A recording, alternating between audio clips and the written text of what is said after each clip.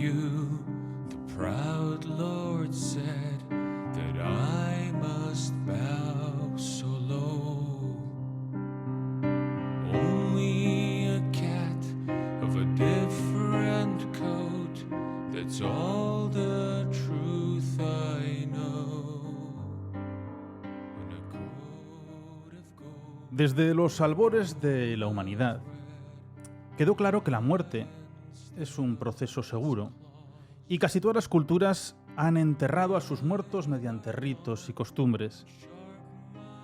La muerte suponía el ritual de paso más importante, un cambio de estado para la persona que pasará del mundo de los vivos al mundo de los muertos, un lugar sombrío, un lugar desconocido, un lugar que a muchos también les aterraba. Y hoy quiero conocer los rituales de muerte en la antigua Roma. Comienza Abismo. And not a soul to hear.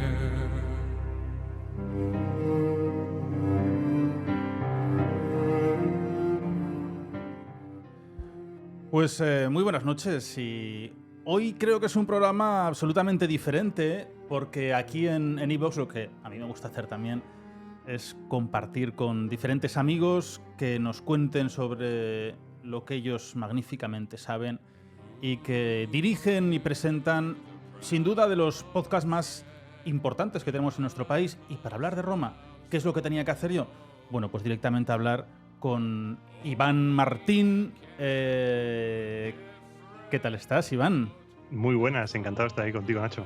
Bueno, Iván es Roma Eterna, que seguro que lo tenéis más que fichado. Y barcelonés, historiador. Creo que el podcast de la antigua Roma que más escuchas tiene de habla hispana, sin ninguna duda. Y estamos ante un cerebro de Roma que decidió darle una forma diferente, un tanto también jocosa, sobre todo lo que se acontecía en el mundo antiguo. Y le digo un día, digo, Iván, hay que hablar, porque además ahora sacas el libro en septiembre.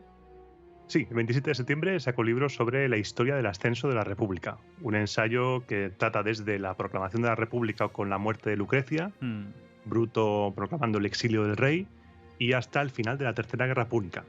Wow. Un ensayo en el cual me voy a centrar mucho en lo que es lo que no se cuenta de la República Romana.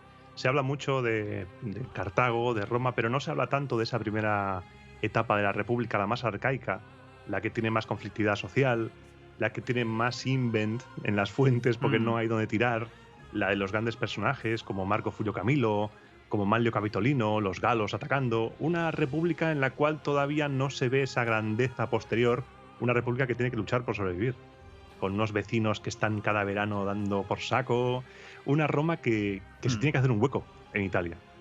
¿Tú consideras que de la antigua Roma sabemos mucho o quedan miles y miles de incógnitas por descubrir? Sabemos, por desgracia, muy poco. Creemos saber mucho, pero es que es tan amplio el tema romano. Yo cada vez que me meto más, que me zambullo más en el tema romano, estoy cada vez más convencido de que sabemos muy poco. Porque hay cosas como, por ejemplo, su vida diaria, que no nos han dejado por escrito, como nosotros no dejamos por escrito lo que hacemos en nuestro día a día más cotidiano. Son cosas que se nos pierden y que solo podemos conjeturar. Tú cuando ves un ensayo, por ejemplo, son expertos, historiadores, estudiosos, a veces peleándose entre ellos por interpretar X fuente, X fuente epigráfica, X texto, porque hay cosas que se nos escapan y no pasa nada. Está bien, han pasado más de 2000 años, desde si vamos a remontarnos a los inicios de la República, 2500 años, y no pasa nada por no saberlo todo, pero poco a poco vamos descubriendo cositas. Y el mundo romano, por ejemplo en Pompeya, cada 2x3 se descubren nuevas cositas que nos pueden ayudar a descubrir facetas que quizá dábamos por sentadas de un lado y son de otro, o creíamos de una cosa y son de otra. Siempre hay sorpresas. Es un mundo que no está muerto en absoluto. Mire, Iván, yo creo que una de las grandes incógnitas, ¿no?, que tenemos cuando hablamos de ese mundo romano es realmente qué ocurría con la muerte, porque al final esto viene desde los inicios, ¿no? El hombre tiene conciencia cuando empieza a enterrar a sus propios difuntos. Y en la antigua Roma no pasa desapercibido, es donde encontramos las necrópolis, como las ciudades de muertos, que están extramuros, donde ellos ya empiezan también a mover, ¿no? Que los muertos siempre estén en una ciudad aparte. Y sobre todo, siempre impacta porque hay diferentes frases de personajes históricos de esta antigua Roma. Hoy he recopilado una, por ejemplo, de Adriano, que él escribió sobre el destino de su alma. Él decía que, pequeña alma blanda y tierna, huésped y compañera de mi cuerpo, ¿a qué regiones te dirigirás ahora? Paliducha, rígida y desnuda, ya no bromearás como de costumbre. O sea, que ellos realmente es donde me gustaría hoy ahondar, donde tienen una serie de ritos que incluso nosotros los utilizamos a día de hoy. Algunas creencias hacia ese más allá, hacia Caronte, pero bueno, tenemos muchísimo para poder hablar sobre ello. Sabemos bastante sobre esos ritos que había, sobre todo de incineración, y cómo era el... No sé si tenían miedo a la muerte, aunque iremos desgranando todo eso, pero realmente la muerte, para los romanos, creo que era uno de los momentos más importantes de la vida. La muerte estaba muy presente en el mundo romano. Para los romanos, la muerte estaba incluso más presente que para nosotros hoy en día. A mí me encantó escuchar una vez al profesor Gonzalo Fontanalboj, un especialista en todo este tema de la magia romana y demás, explicando que nosotros hemos desnaturalizado la muerte. Sin La duda, tenemos alejada sin duda. en hospitales, no la vemos.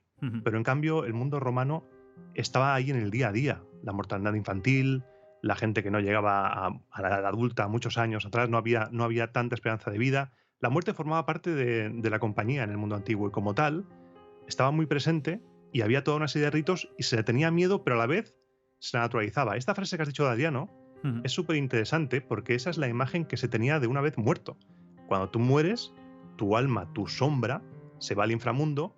Luego ya con el paso del tiempo, porque la concepción del más allá en el mundo romano, que era un más acá, era como una mezcla entre ambos mundos, porque Sí. el más allá se abría, las puertas del inframundo se abrían 3 veces al año y había que hacer una serie de rituales para que las almas no se colaran en el mundo de los vivos. Cuando tú te Interesantísimo lo que has morías, dicho, porque ahí es donde están sí, luego sí, las catacumbas en que hablaremos de ellas. sí, porque hay un lugar en el foro romano, el Mundus, que se abría 3 veces al año y por ahí se podían colar. Luego estaban las fiestas de las Lemuria, en la cual también las almas de los muertos se podían colar. Pero ese mundo te convertías en una especie de sombra de la cual hay muchas fuentes. Por ejemplo, hay relatos de Remo. Cuando Remo muere, pues se aparece Remo a sus padres, triste, en forma de sombra, en forma de esa alma en pena que ha pasado. Veremos que de lo que estamos hablando hoy ha pasado a nuestros días, a nuestras creencias, en gran parte iguales, intactos. Desde que se crea la figura del fantasma, del espectro en el mundo griego, pasa al mundo romano y de ahí lo tenemos en nuestro día a día, creencias que creemos que son más o menos modernas y que son muy antiguas. Pero el mundo romano se ha podido ver influenciado y modificó respecto a la influencia griega o etrusca. Sí, el mundo romano fue bebiendo de diferentes Sí. culturas con las que entró en contacto, los etruscos, los griegos, los egipcios incluso. El culto a Isis, por ejemplo, sí que caló muy hondo en Roma. Y a medida que fueron adoptando estas costumbres, aparte de modificar su religión y adoptar dioses, adoptar creencias, adoptaron también ritos y adoptaron creencias del inframundo. El tema de los campos elíseos, por ejemplo, eso es muy griego. Antes los romanos, en periodo arcaico, tú te morías y te ibas al inframundo oscuro, gris, más parecido al inframundo al que va Odiseo, por ejemplo, Sí. o al que va Eneas. Pues ese tipo de inframundos en los cuales es como un gran llano donde está la gente viviendo por los siglos de los siglos. El abismo No es que un llamaban. cielo, no es un infierno, es el abismo, como tú has dicho. No es ni un cielo ni un infierno, ni los buenos ni los malos. Tú vas ahí y lo vas a pasar mal porque estás muerto ya para la eternidad. Y por eso hay relatos de gente que va al inframundo a rescatar seres queridos, a visitar seres queridos, porque es un único lugar. No existía el cielo y el infierno, eso es posterior. Eso es un Orfeo Eurídice, ¿no? Cuando Sí. bajaba a rescatarle al mundo de los muertos. Pero Sí, realmente luego está esa creencia también en Caronte como el barquero del más allá, que incluso aparece en tantísimas temáticas, ¿no? Que nosotros podemos ver cómo pasa el alma de un mundo al otro. Y esa tradición también de colocar monedas en los ojos, en la boca, en el interior, algo que al mundo luego cristiano, católico, se ha seguido conservando y manteniendo. Yo recuerdo cuando los reyes de Aragón, por ejemplo, cuando se exhuman en San Juan de la Peña, era muy importante la forma de enterramiento y cómo tenían que tener una moneda en la boca para que nunca quedase abierta, sino el alma es cuando se perdía por aquel lugar, ¿no? Y aparte de ese pago para que el alma pudiese continuar. Y sigue existiendo esa creencia en colocar monedas y todo esto sí. tiene un influjo que es aquella época antigua. Claro, para pagarle al barquero, para que el tránsito de esa alma que se va al inframundo sea lo más apacible y sea correcto y que todo acabe bien. Como por ejemplo cuando encontramos tumbas en las cuales hay un ajuar funerario tremendo para que las riquezas en algunas culturas acompañen al fallecido en el más allá. Ese tipo de creencias existían, existen todavía, y también se han encontrado cosas más turbias para que el tránsito sea un poco más sencillo. Porque cuando una persona muere, está en paz, pero a veces en la antigua Roma no se le dejaba en paz al muerto. Y se ha encontrado incluso que se clavaba, se le metía un clavo en la boca para clavarlo al ataúd, al muerto, para que no se le pudiera levantar, por ejemplo. Esto es muy importante lo que estás comentando, porque había también una creencia, claro, esto iba también, cada uno tenía su creencia, ¿no? Pero que el alma perduraba siempre en la persona antes de viajar, ¿no?, a otro mundo. Y si no había ritual, claro, el cadáver creo que no podía ver la luz hasta que no se hacía ese ritual de purificación, entonces ya era puro.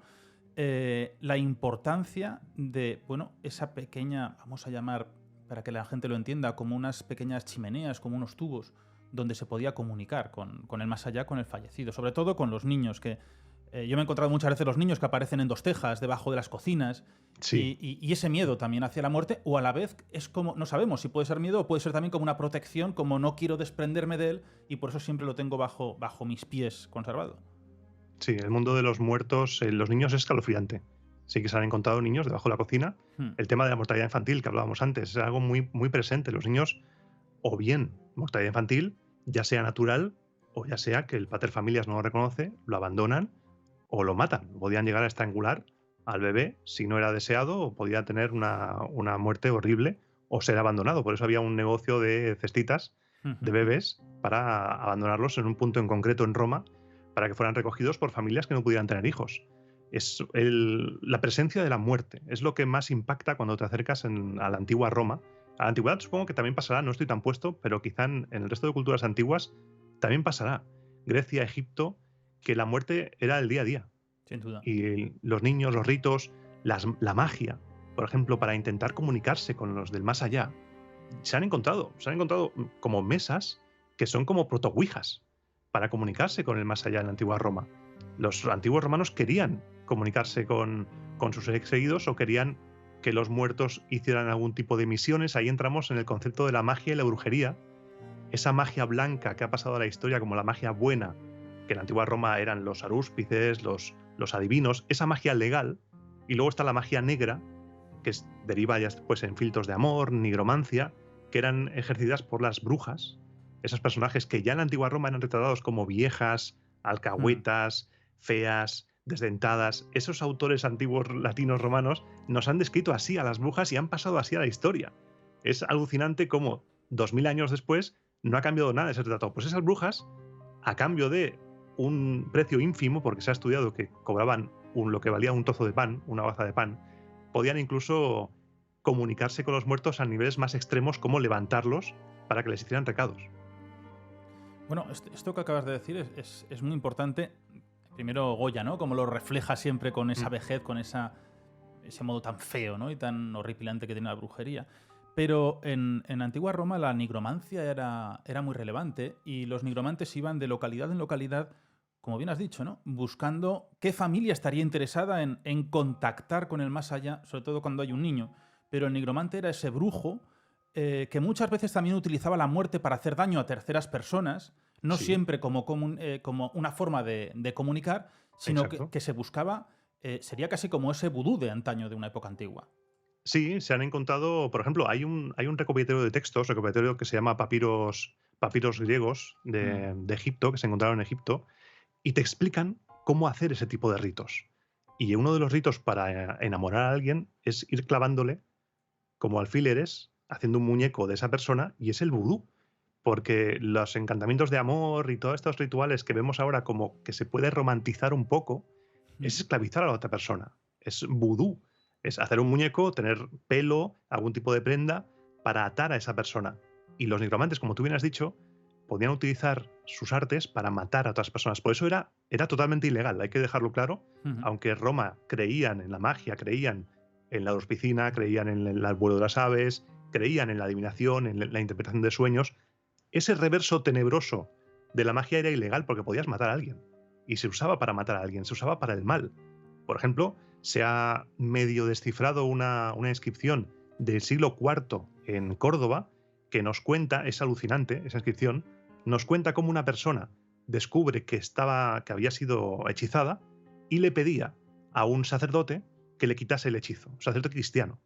Cómo ese mundo, ambos mundos están ahí ligados uno con el otro, conviviendo, el paganismo y el cristianismo. Y cómo era algo habitual. Los romanos tenemos la imagen de que eran un pueblo conquistador, un pueblo de grandes oradores, por ejemplo Cicerón, pero realmente el mundo de las personas corrientes estaban más preocupados porque su vecino no les hiciera alguna maldición y rodearse de amuletos, rodearse de toda clase de objetos que les pudieran proteger ante un mal de ojo, ante una maldición, que de hacer otra cosa. Era un pueblo que para nuestros ojos sería muy supersticioso, que es un término que para ellos sería diferente. La superstitio sería todo lo que se aleja de la religión. Para nosotros la superstición es algo más degradado que lo que ellos creían, pero estaban más convencidos de que eso era real de lo que podíamos llegar a imaginar nosotros. Nos sorprenderíamos de la importancia que le daban a todo esto y por eso la gran cantidad de tablillas de ficción, de maldición que se han encontrado pidiendo pues, que una persona vuelva a por otra, que recupere el amor, suerte en el juego, suerte en el trabajo, que le vaya mal a otra persona. Era gente que realmente creía en estas cosas, en el poder de las maldiciones. Uy, ¿se han encontrado amuletos o por ejemplo, símbolos de protección en las casas, como ocurre en épocas más posteriores, ¿no? En el medievo, por ejemplo? Pero si han aparecido ese tipo de restos, ¿qué podían utilizar ellos como amuleto? Y sobre todo en las casas, si tenían algún método para impedir que las malas artes llegasen hacia ellos. En las casas se protegían rezándole sobre todo a los lares, a los manes, a los penates, a los dioses del hogar, que son los principales responsables de que el hogar estuviera bien cubierto y que estuviera bien protegido. Luego también tenían uno de los amuletos más famosos, es el pene, el fascinus, que era un símbolo contra el mal de ojo, de la buena suerte, de la fecundidad. Se ha encontrado por doquier en las formas más inverosímiles posibles, incluso en campanillas, un pene con patitas de pene, con cola de pene. Es una cosa bárbara lo que se ha encontrado de penes en antigua Roma, pero porque era un símbolo contra el mal de ojo. Hasta hace no mucho se creía que eran porque eran unos degenerados, pero realmente lo que se cree hoy en día es que era un símbolo apotropaico contra el mal de ojo, porque estaban asediados los antiguos romanos por esos miedos, tanto el miedo a la muerte, el miedo a la maldición, el miedo al mal, que el vecino pudiera hacerles algo. Es que ese tipo de prácticas incluso se legislaron en las 12 tablas, se quedó registrado que estaba prohibido hacer encantamientos y se legisló que fue en el momento en el cual las tumbas se movieron afuera de la ciudad, extramuros, para nivel sanitario y para nivel de dejar fuera el mundo de la muerte del mundo de los vivos. Para dividir los mundos, ¿no? Entonces tendrían su propia, la ciudad de los vivos, la ciudad de los muertos. Pero claro, ese miedo que me estás comentando hacia la muerte, luego también se refleja en unos ritos muy profundos y muy importantes que hay a la hora de la muerte. Cómo se perfuman los cadáveres, cómo se cuidan, cómo nunca se abandonan por la familia, e incluso, por supuesto, la incineración, ¿no? Que es algo que los romanos es muy importante, como dicen, pues para que ese alma pueda viajar.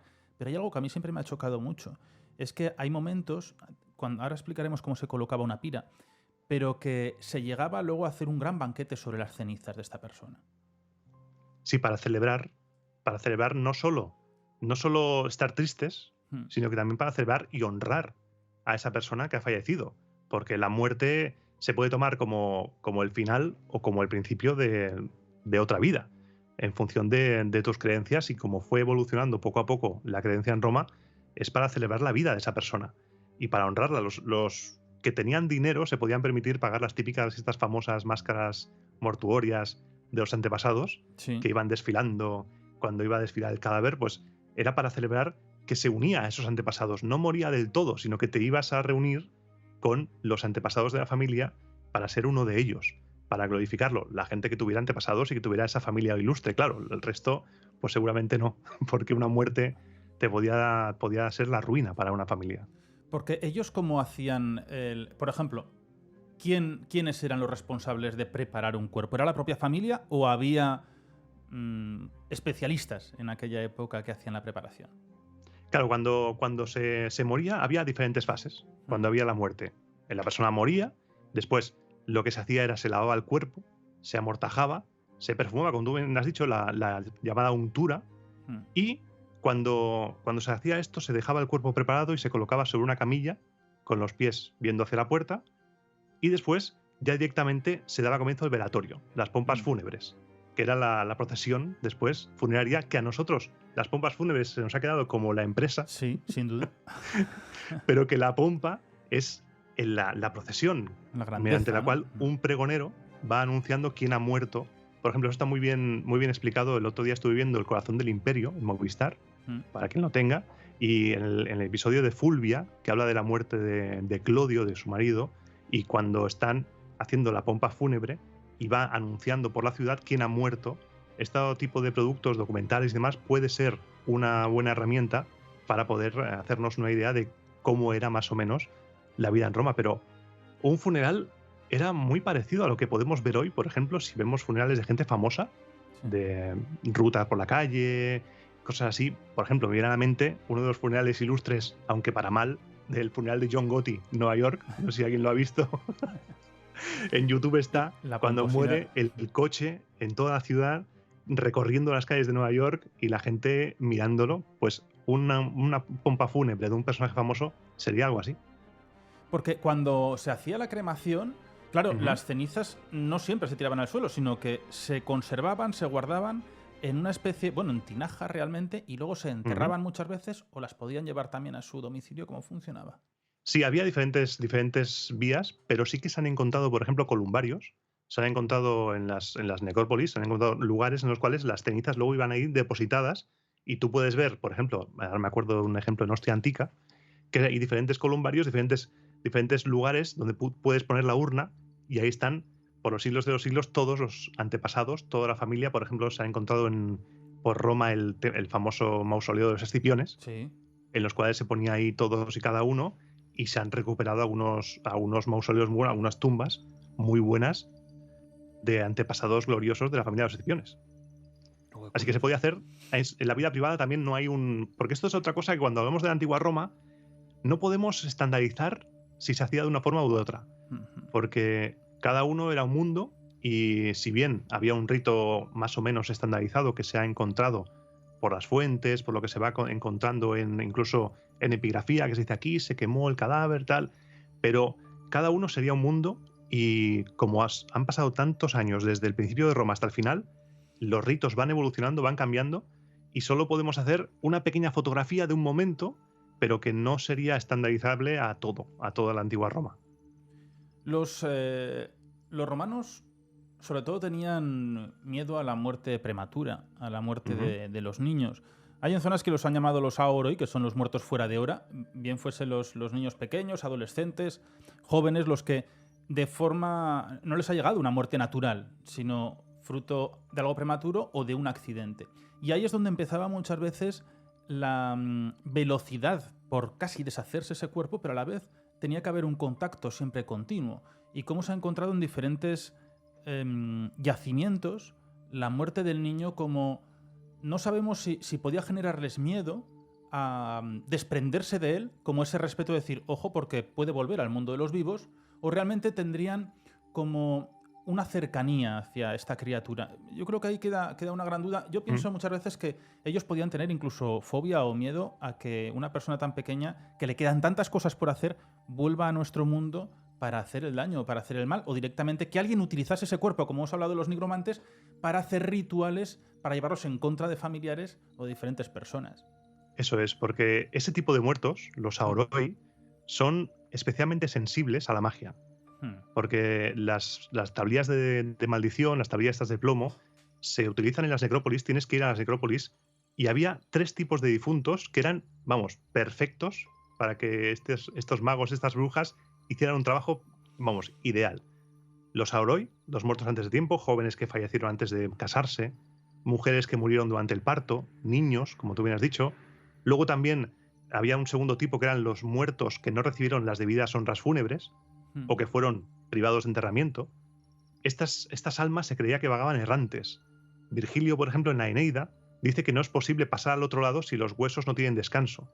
Es algo que nosotros hoy en día vemos todavía en las películas de miedo, que vemos espíritus que no están en paz porque su cuerpo no ha sido enterrado, su cuerpo no ha tenido los ritos religiosos de la persona que vivió, Y hasta que no se hace eso, no tiene descanso el cuerpo, ni el espíritu. Es algo que leemos, por ejemplo, en Plinio, en un famoso relato que da origen a la literatura y al género de terror de espíritus de las casas encantadas, en la cual en Atenas un filósofo, un sabio, alquila una casa que sabe que está encantada y se le aparece un espíritu, moviendo unas cadenas, arrastrando cadenas, ruidos. Y este hombre, como era una persona estudiosa y que no creía en asustarse en estas cosas, decidió investigar, seguir al espíritu, al espectro, y descubrió que los restos de esa persona estaban mal enterrados. Decidió honrar a su cadáver y enterrarlo bien, y a partir de ese momento se esfumó el mal. Es algo que todavía hoy se mantiene esto. Oye, Luego la tercera sí, es perdón. las muertes violentas. Tenemos los Aoroi, la gente que no está debidamente enterrada, y los que murieron violentamente, ya sea suicidas, Sí. asesinados, ejecutados, muertos en batalla. Estos eran valiosos para algunas cosas de la nigromancia, que si hay tiempo nos podemos meter, pero eran estos 3 cadáveres a los que se pedía ayuda a la hora de hacer maldiciones. Eran los tres tipos de muerte que eran los más útiles: antes de tiempo, no enterrados debidamente o muertes violentas. ¿Y se enterraban en el mismo sitio que una muerte natural? ¿O Sí. había otra ubicación? Sí, en principio en las necrópolis se enterraba todo iba ahí. Luego el tema del suicidio sí que ya creo que es un tema más cristiano. Cuando el cristianismo ya entra en acción, el tema de la gente, pues, que lo aleja. Sí. Sagrada Sepultura, ¿no? La Sagrada Sepultura y demás, pero en el mundo antiguo ahí todo el mundo a la necrópolis en función de tu capacidad económica, pero ahí iban a buscar para colar las tablillas en las tumbas, porque eran tablillas de plomo, que tú escribías lo que tal, lo doblabas y la metías en la tumba para que ese muerto te ayudase. Que también se han encontrado estatuillas, porque en Baelo Claudia creo que había como una especie... Eran casi como antropomorfos, decían, porque tiene una forma humanizada con un rostro que decía, no sabemos si es el retrato de ese niño, de esa persona tan joven, o realmente era un amuleto que ellos llevaban al otro mundo. Sí, puede ser, porque como te decía antes, el tema del vudú, del proto-vudú, como le queramos llamar, sí que se construían ese tipo de efigies, ya sea, puede ser como un amuleto para el bebé, un muñequito para el bebé, o bien un muñeco que se utilice para simbolizar a la persona y atarla con algún tipo de encantamiento, o algún tipo de muñeco que sirviera como una representación de los dioses manes, los dioses lares, para que estuviera en compañía de esos dioses. Puede ser también, esos 3 tipos de usos se podían dar. Y fíjate, Iván, has comentado la importancia de la muerte violenta para los nigromantes, para la nigromancia.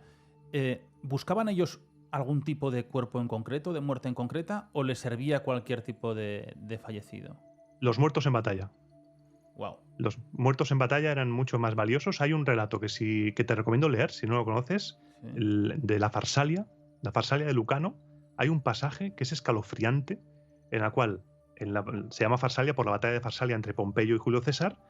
El día antes de la batalla, uno de los hijos de Pompeyo, Sexto Pompeyo, va a buscar a una nigromante para que utilice un cadáver y le diga a ese cadáver quién va a ganar la batalla que se va a dar entre su padre y Julio César.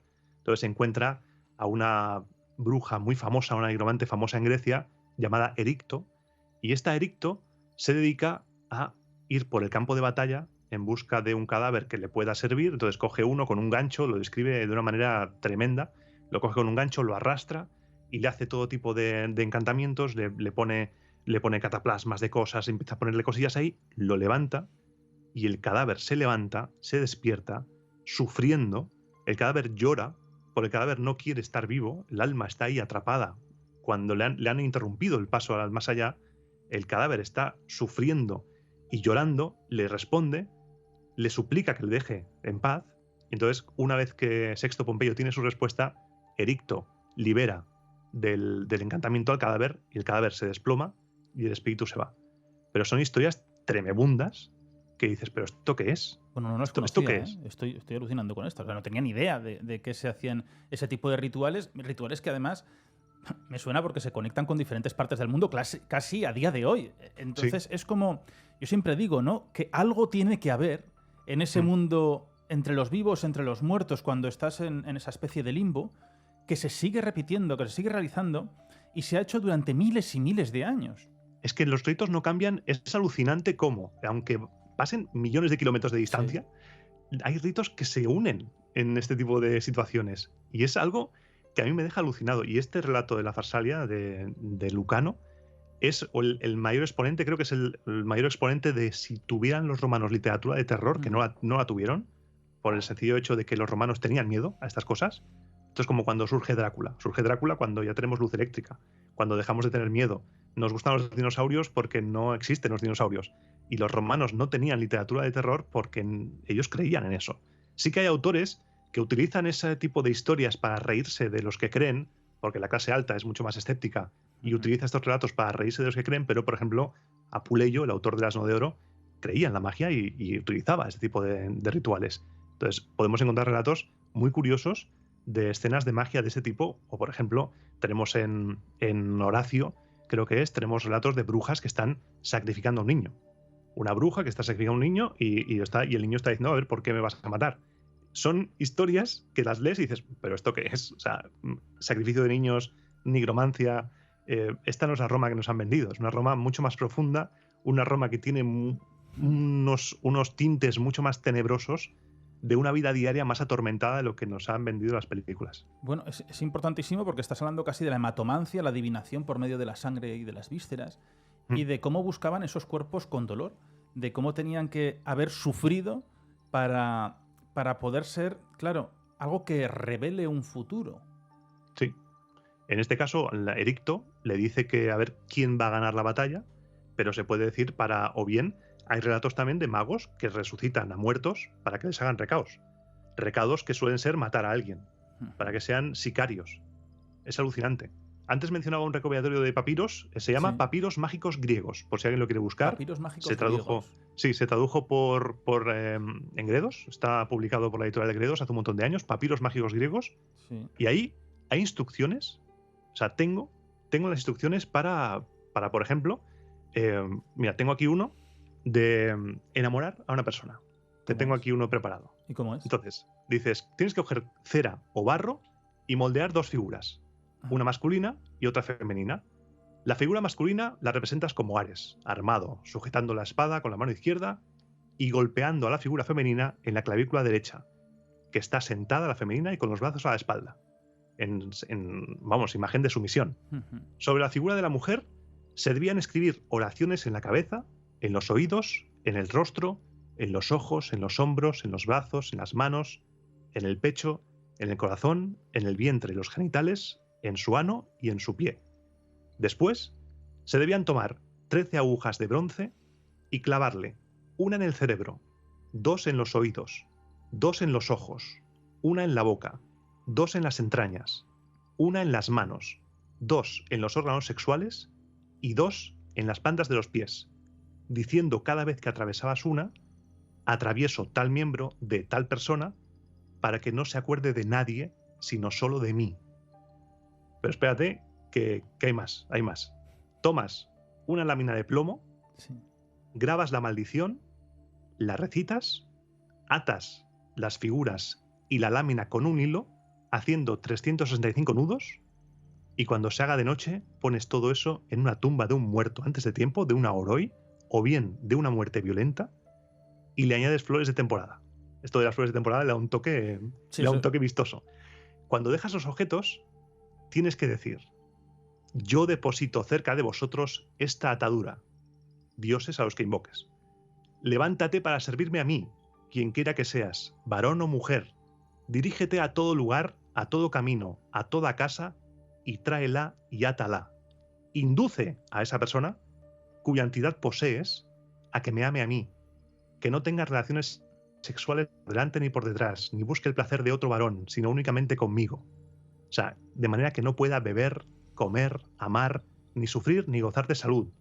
Que esa persona no consiga dormir sin mí, porque yo te conjuro, por el nombre del terrible y aterrador, cuyo nombre al oírlo la tierra se abrirá, cuyo terrible nombre, al escucharlo, los démones se llenarán de pánico, cuyo nombre al oírlo, los ríos y las piedras se romperán. Sigue más todavía, va más profundo. Yo te conjuro, demon de muerto, para que traigas junto a mí a esta persona, de manera que unas cabeza con cabeza y ates labios con labios, juntes vientre con vientre, acerques muslo a muslo, y unas lo negro con lo negro, y realice sus deseos amorosos ella conmigo, durante todo el tiempo de la eternidad. Es muy turbio porque no estás haciendo un hechizo de amor bueno, es un hechizo de amor malo. Y Wow. acaba, ya para finalizar, a ti te invoco, Señor del cielo, de la tierra, del caos y del Hades, donde permanecen los démones de los hombres que antes vieron la luz. Si llegas a un escondite de la tierra sobre la región de los muertos, envíale a esta señora, en las horas intermedias, este demon de cuyos despojos retengo este resto en mis manos, de noche, para que cuanto tengo en mi corazón todo me lo cumpla, tranquilo, dulce y sin ningún pensamiento en contra mía. Tú no te irrites contra mis poderosos conjuros, pues tú mismo ordenaste que entre los hombres se conocieran estos hilos que tejen las moiras. Está por un lado invocando a ese muerto para que le haga ese trabajo, y por el otro a ese señor del cielo, de la tierra, del caos, le está diciendo tranquilo, no pasa nada. Estoy haciendo esto, pero no te enfades conmigo. Es súper turbio, Oye, Iván, porque pero le está atando. esto es un rito de amarre, es decir, sería de lo más amoroso, normal, pero ¿cómo tiene que ser un ritual? O me ha parecido brutal, ¿eh? Un Es brutal. ritual para conseguir la muerte por medio de los muertos. De cómo Pues mira, conseguir el daño para que alguien muera. tengo un ejemplo de una tablilla Es que estoy pensando que se en los descubrió. papiros mágicos griegos, los voy a Sí, buscar y los voy a grabar así en tipo audiolibro porque me da parece para. Sí, sí, espectacular. es espectacular. Yo, por ejemplo, tengo otro ejemplo, una tablilla que Sí. salió en 2003 en una tumba cerca de la Vía Ostiense en Roma. Y en esa tablilla, un señor, un tal Papus, que se llama, vamos, pone fina, pero fina, a una señora llamada Cecilia Prima. Mm. Y esta es más violenta. Dice: Padre Plutón, divina Proserpina, perros del orco, fogoneros del infierno, espíritus rompehuesos del infierno, larvas, furias, locuras, aves nocturnas, aves arpías, ortigas, quimera, geriones, sirenas, circe, gigantes, esfinge. A todos vosotros se os ruega, se os pide y suplica, deidades de los dioses infernales, los que estáis escritos más arriba, que a esa tal Cecilia Prima, tú, Padre Plutón, la hagas enfermar, la ataques con un mal dolor y te la lleves contigo. Y tú, divina Proserpina, procura enfermar a la tal Cecilia Prima y privarla de sangre en las venas, de calor en el cuerpo, y arrebátale el alma a ella.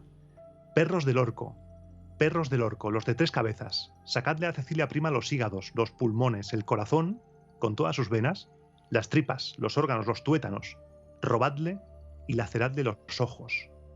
Y vosotros, fogoneros del infierno, quemadle los ojos a Cecilia Prima, el estómago, el corazón, los pulmones, la grasa y todos sus demás miembros. Haced arder, abrazad a Cecilia Prima y que no pueda vivir ni seguir con buena salud. Y os lleváis a Cecilia Prima con vosotros y arrastráis todos sus miembros hasta los rompehuesos del infierno. Que le rompan a Cecilia Prima los huesos y los tuétanos, y le saquen los hígados y le arranquen los pulmones. O sea, es una cosa alucinante.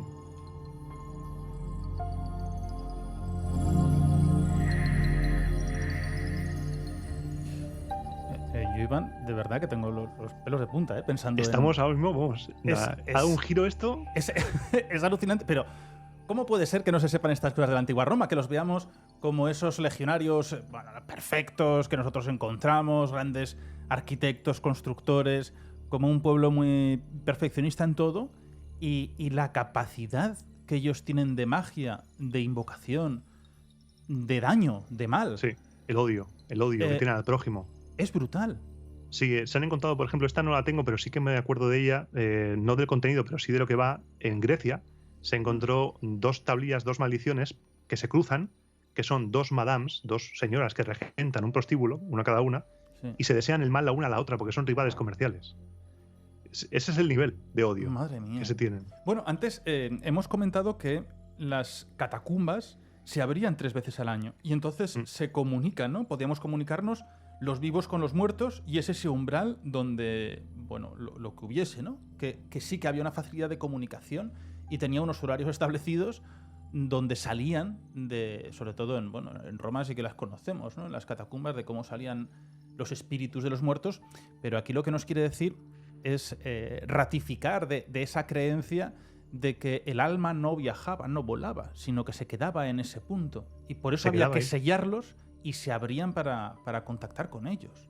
Sí, en Roma está el Mundus Quereris, es un lugar físico que puedes ver en el foro hoy en día, todavía está, y 3 veces al año, el día 24 de agosto, el 5 de octubre y el 8 de noviembre, se abría, porque los muertos en esas fechas salían, volvían a la tierra y estaban contigo. Se creía que estaban contigo ahí. Y se hacían una serie de rituales para que volviesen, como en la Lemuria. Eran rituales en los cuales se abre y los muertos vagan por el mundo. ¿Y se hacían ofrendas o no había que hacer ofrenda? En esas ocasiones sí que había que ser muy cautelosos, había que seguir toda una serie de rituales. Por ejemplo, las habas negras. Las habas negras eran muy, muy importantes en este mundo Lo desconozco. de lo paranormal. Mm. En la Lemuria se utilizaban las habas, se hacían rituales, se hacían libaciones a los manes, a los dioses del hogar, a los antepasados, para que volviesen. No se hacían actividades comerciales, eran fiestas mucho de carácter privado. La Lemuria sí que era de carácter privado, pero se tenía que tener mucho cuidado los romanos. La religión romana, la creencia romana, era de guardar el equilibrio entre ambos mundos. Entre el inframundo, el mundo de los humanos, los dioses, la paz con los dioses. Todo lo que hacía un romano era para mantener el equilibrio y la paz con los seres sobrenaturales en los que ellos creían. Los romanos el tema de la fe no era como el mundo cristiano. Los romanos vivían en un mundo paranormal, en un mundo sobrenatural, rodeado de criaturas que te podían hacer la vida imposible si no les tratabas bien.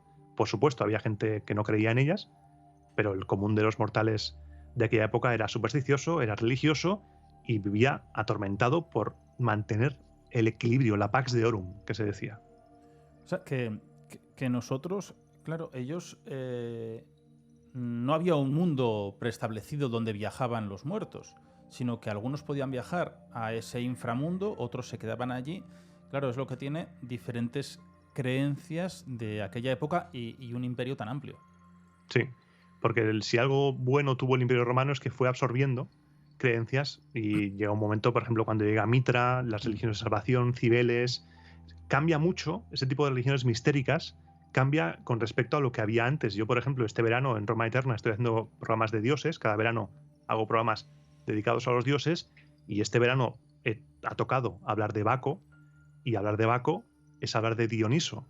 Sí. Hablar de Dioniso es hablar del orfismo y hablar de un personaje que cuando abres la puerta a lo que es Dioniso, abres la puerta a divinidades solares que te suenan mucho de gente que vino después.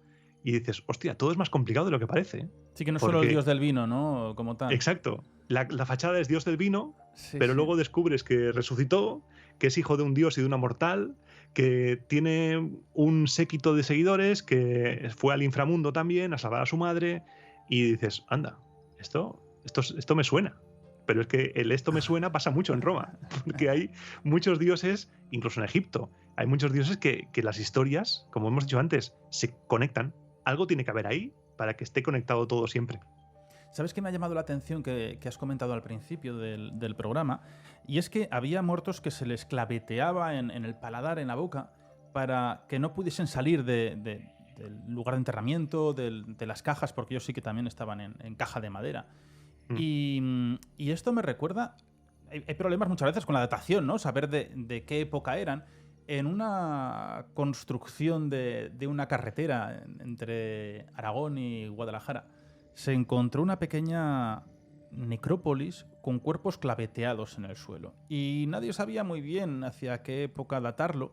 Algunos hablaban de zonas de los godos, otros no sabían muy bien, pero yo no sabía ni era consciente de que a los romanos les podían clavetear, ¿no? Para evitar el regreso al mundo de los vivos. Sí, porque era uno de los miedos. Era uno de los miedos que había que un nigromante utilizara tu cuerpo para este tipo de hechizos. Porque claro, imagínate la familia. Sí. La familia que se entera de que han usado a tu padre, a tu tío Manolo ahí, que lo están usando un nigromante para... Vete a saber qué. Pues la familia, y a mí me gusta darle ese toque más mundano, es porque la vida en la antigua Roma era más Aquí no hay quien viva que no una película épica. Entonces hay que darle ese toque. Porque tú imagínate, tu familia descubre que a tu tío abuelo que murió en la guerra lo está usando un nigromante para que mate gente. y te quedas como, pero esto, pues por eso se hacían ese tipo de cosas para evitar que se levantara. Porque si algo tenemos miedo a los muertos es a que se levanten. Porque por lo demás, ¿a qué le podemos temer a un muerto? A que se levante. Claro, pero a que se levanten, pero hay enterramientos que estaban en las casas con esa especie de chimenea donde se podían comunicar y estaba abierta la tumba. Donde Sí. les dejaban las ofrendas a diario, donde había comida, había flores, había ungüentos, había plantas, pero esto era diario. Entonces sí que había una Sí. comunicación con ellos. No sé si como, estate alimentado, estate perfectamente para evitar que tú vengas a este mundo. Claro, es como por ejemplo en Cartago, que se descubrieron un montón de enterramientos de niños en el Tophet de Cartago, y durante muchos años se creyó que eran sacrificios de niños. Y claro, tenemos que hacernos una idea también de que aunque estamos hablando de la antigüedad y estamos hablando de un mundo que vivía con la muerte, era más natural que para nosotros, pero no deja de ser doloroso, porque a veces deshumanizamos a las gentes de la antigüedad. Pero tú imagínate esa familia que ha perdido un niño. Tenemos la imagen de no, si se muere un niño, pues tenemos otro. Pero debió ser doloroso, y esos niños que mueren antes de tiempo, esas construcciones para poder hablar con ellos, para poder darles ofrendas, es quizá una manera de mantenerlo vivo en tu día a día y poder procesar la muerte y la partida de ese niño. Porque como hablábamos antes, el tema de los rituales de paso. Es muy complicado despedirse de un niño, Sí. porque una muerte de un niño entronca con el orden natural de las cosas. Se supone que es un padre es un hijo quien tiene que enterrar al padre, no un padre al hijo. Y dices, bueno, vale, ha sido una guerra, tal, pero de normal un bebé, aunque hablemos de la antigüedad, debía ser muy doloroso, muy doloroso. Y por eso se hacen esas cosas para intentar lidiar con ello. ¿Y se conocen sacrificios humanos? Sí. En la antigua Roma se conocen sacrificios humanos, sí que muy poquitos, porque si algo tiene la historiografía romana, los autores clásicos romanos, es que eran romanos y escribían su punto de vista, la escribían la gente de dinero de la antigua Roma, pero sí que, por ejemplo, hay cuando en el siglo IV, III, antes de que las guerras púnicas, antes de que Roma se erigiera como una potencia ya como tal, sí que hay menciones en las fuentes de sacrificios humanos con tal de propiciar que los dioses estuvieran favorables a la Roma frente a los ataques de los galos. Y sí que se sacrificaba en parejas de griegos, de galos, y por ejemplo hay rituales en los cuales se utilizan muñecos, pero que se cree que lo que antes eran muñecos en esos rituales, antes, mucho antes, podían ser personas. Claro, y Que se quemen muñecos, que se utilicen muñecos para dar a los dioses. Puede ser. No sería descabellado, porque sí que hay menciones en las fuentes de sacrificios humanos en Roma, así que no sería descabellado pensar que antes hubieran mucho más sacrificios de los que creemos, porque en el fondo, por ejemplo, la guerra, sí. que es si no un gran sacrificio humano a los dioses de la guerra y a la glorificación de la guerra, pero a nivel religioso, cuando tú tienes ya una religión que un dios implica que tú le tienes que dar una ofrenda, un regalo, un trozo de carne, ya sea un buey o ya sea un pájaro, o sea un gallo, lo que sea, ¿qué le puede complacer más a un dios que lo máximo que le puedes dar tú, que es una vida humana? Así que no sería descabellado. Es duro, ¿eh? Pero las hay menciones en las fuentes. O sea, sí que había sacrificios humanos, los hubo. Es que me está generando una necesidad, creo que a todos los que nos escuchen, ¿no? La necesidad de investigar e intentar saber más sobre la muerte en la antigua Roma, y sobre todo ese miedo al regreso del mundo de los muertos al mundo de los vivos. El miedo a los niños, ¿no? Esa muerte prematura, la muerte de adolescentes, como has dicho, pues mujeres en mitad del parto. Y cómo se podían colar las almas en nuestro mundo, claro, es realmente... Casi me recuerda a los japoneses, ¿no? Que tienen esas creencias fantasmales tan potentes a día de hoy. Entiendo que también en Antigua Roma habría creencias a los fantasmas. Seguramente habría lugares prohibidos donde la gente no podría entrar, no podría pisar, no podrían construir, no podrían pernoctar, ¿no? Había esa creencia todavía de la energía negativa en un lugar donde había pasado algo. Por ejemplo, lo que te decía antes de la casa del relato de Plinio, cuando ese señor va a alquilar la casa, le dicen, ¿estás seguro? Aquí hay algo. O sea, aquí esta casa no está bien. O sea, aquí hay una presencia que ha evitado que hubiera gente que estuviera habitada. Había ese tipo de creencia ya. Es alucinante cómo de profundo es el mundo de lo oculto, de lo más allá romano, porque los romanos tenían hombres lobo, había vampiros, había espíritus. Lo que decías antes de por qué no se sabe, porque se queda muchas veces en el mundo académico. Porque muchas de estas cosas que te estoy contando las sabemos por inscripciones, por traducciones, que se quedan ahí, en ese mundo, y no van más allá, porque las menciones sí que hay muchas en las fuentes, pero parece como que pasan desapercibidas, porque nos gusta mucho más el morbo de la guerra, de los tejemanejes imperiales en palacio, pero sí que es verdad que había, por ejemplo, cuando muere Calígula, el espíritu de Calígula en la zona en la que murió estaba dando por saco. Y en las fuentes está puesto, hasta que le hicieron un ritual fúnebre y ya descansó. Pero el espíritu de Calígula fue atormentando a la gente de palacio. Oye, lo de los hombres lobo que me has comentado, yo sé que había leído algo, pero no sé si estaba muy documentado. Claro, en la antigüedad, el licántropo viene del Sí. licaón, es una historia antigua griega que pasó al mundo romano, como por ejemplo el tema de los sueños. Los romanos creían en hombres lobo, gente que se transformaba en bestia, Sí. que era incapaz de controlar los impulsos, como un hombre lobo clásico, que se transforma y deja de ser persona, se convierte en una bestia. Creían en aves que les llamaban estriges, que se comían a los bebés. Creían en que un muerto se podía colar en tus sueños, lo que decías antes de cómo se puede colar un espíritu, pues en los sueños. Hay historias por ejemplo, hay una historia en Grecia de dos amigos que se van a pasar la noche a un pueblo. Uno de ellos se va a una casa de un amigo, otro se va a una posada y el de la posada muere. Y le dice, mediante sueños, le dice, ayúdame, que me va a matar el posadero. No hace caso. Y al día siguiente descubre que ha muerto. En sueños, la adivinación mediante sueños era algo también un tema en la antigua Roma. Claro, el mundo de la adivinación. Es que realmente incluso las bestias de cuando encontraban fósiles que ellos decían que realmente eran los antiguos dioses y que permanecían en los mundos y en los templos, como luego han ido desapareciendo, pero el mundo del fósil también era muy importante para ellos y cómo lo consideraban como animales extrañas, las bestias, eran realmente los dinosaurios que ellos encontraban. Podían validar muchas creencias. Por ejemplo, hay una historia en la Primera Guerra Púnica de un cónsul que se enfrentó a una serpiente gigante. Pues claro, tú tienes esa historia, luego tienes un fósil de un bicho enorme, tienes la validez para tu historia y dices, ajá, esto demuestra que la historia es cierta. Y ya tenemos el lío montado. Oye, Iván, ya sí, como último, ¿se han encontrado simbología o iconografía relacionada con la muerte? ¿En qué sentido? Por ejemplo, en una casa, poder encontrar un cráneo, poder encontrar alguna alegoría sobre lo paranormal, sobre fantasmas. Sí que, por ejemplo, en las casas, en Pompeya, Sí. se han encontrado frescos referenciando a la muerte. Se han encontrado frescos, por ejemplo, cuando es en el altar familiar, en el lararium, hay referencias a la muerte, referencias, por ejemplo, en la parte de arriba, me estoy acordando ahora mismo de la casa de Ibeti, en el lararium, que es enorme, es un lararium de más de 2 metros, y en la parte de arriba hay como unas calaveras de animales que simbolizan la muerte, simbolizan las ofrendas a los dioses. La muerte estaba muy presente. Luego está el típico que si tú buscas, por ejemplo, Lemuria en Google, te aparece un mosaico con una calavera, que es el más famoso de todos. Sí que hay menciones a la muerte, luego también hay mosaicos con esqueletos, que se han encontrado también. Era un mundo en el cual el romano de a pie vivía, normalizado, el más allá.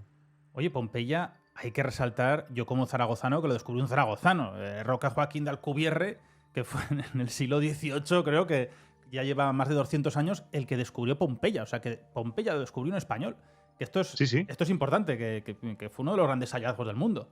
Claro, porque creo que en aquella época no estoy muy versado en esa etapa, pero creo que era el territorio Nápoles. Era territorio Nápoles y era territorio de la Corona de Aragón, sí, señor. Sí. O sea, jugábamos en casa. En casa. Y es que en Pompeya hay que ir al menos una vez en la vida, porque cada vez están descubriendo más cosas, porque se está excavando, se están descubriendo frescos. Hay, por ejemplo, uno que parecía que tenía una pizza. Hace poco se descubrió que era un fresco que parecía que había una torta de pan con cosas encima. Pues quién como sabe, posiblemente lo hagamos mucho más antiguo lo de la pizza, ¿no? Sí, salvo por el tomate y demás, pero lo demás, o sea, ponerle el tomate cosas al pan, eso es un problema. Pero ponerle cosas al pan o la focaccia de la época, seguro que había, porque a la gente le gusta comer, le gusta beber, le gusta vivir bien, que es algo que coincidimos con los antiguos romanos, y vamos, cositas al pan, seguro que le ponen. Oye, Iván, ¿a ti te ha llamado mucho la atención el mundo de la muerte en Antigua Roma o siempre se ha pasado así un poco de puntillas? Siempre se ha pasado de puntillas, siempre era algo que yo no había pensado, porque sí que cuando empiezas a estudiar la Antigua Roma empiezas pues lo típico, Sí. ¿no? La cronología, la historia, pero cuando te metes dices, ostras, tuve el honor de poder entrevistar a Gonzalo Fontanalboj en Roma Eterna hace un tiempo y me picó la curiosidad del mundo de los muertos, del mundo del más allá, de lo oculto en la Antigua Roma, y me quedé fascinado, me aluciné, porque no se estudia, es como tú has dicho, ¿cómo no sabemos estas cosas? Porque a veces se queda en el mundo académico y no permea Sí. al otro lado. Porque también, hay que decirlo, estuve investigando sobre el tema de las maldiciones y no es económicamente asequible, porque encontré Ya. un libro de una investigadora que sí, que tiene su trabajo, pero más de 100 euros por un libro es un poco demasiado. Entonces, el contenido académico a veces se escapa de los bolsillos del común de los mortales y por eso se queda ahí. Oye, como podcaster seguro que te pueden enviar. Seguramente, igual, pero claro, a mí se me da muy mal lo de pedir. Pues fíjate, yo del mundo romano me encanta aprender. Tengo un buen amigo que es el doctor Antonio Mostalak y que me enseña un montón de cosas, ¿no? El otro día estuvimos en Ampurias. Maravilloso. Y ves todo eso y dices, madre, bueno, que ahora han encontrado incluso el puerto antiguo hace unos meses, ¿no? De cómo se metía el mar hacia adentro. Bueno, alucinante. Oye, Iván Martín, si tuviese que coger ahora un cronovisor y elegir un enclave de la antigua Roma en concreto, ¿dónde viajarías? Ostras.